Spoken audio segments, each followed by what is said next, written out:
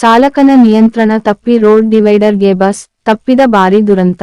ಹುಬ್ಬಳ್ಳಿಯಿಂದ ಗದಗಗೆ ಹೊರಟಿದ್ದ ವಾಯುವ್ಯ ಕರ್ನಾಟಕ ರಸ್ತೆ ಸಾರಿಗೆ ಸಂಸ್ಥೆಯ ಬಸ್ಸೊಂದು ಚಾಲಕನ ನಿಯಂತ್ರಣ ತಪ್ಪಿ ರಸ್ತೆ ಡಿವೈಡರ್ ಮೇಲೆ ಹತ್ತಿದ ಘಟನೆ ಗದಗ ರಸ್ತೆಯಲ್ಲಿ ನಡೆದಿದೆ.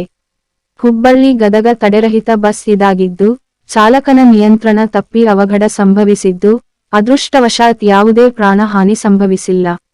ಅಲ್ಲದೆ ಕೆಲವು ಪ್ರಯಾಣಿಕರಿಗೆ ಸಣ್ಣಪುಟ್ಟ ಗಾಯಗಳಾಗಿದ್ದು, ರಾತ್ರಿಯ ವೇಳೆಯಲ್ಲಿ ಘಟನೆ ನಡೆದಿದ್ದು, ಪ್ರಯಾಣಿಕರು ಪರದಾಡುವಂತಾಗಿದೆ.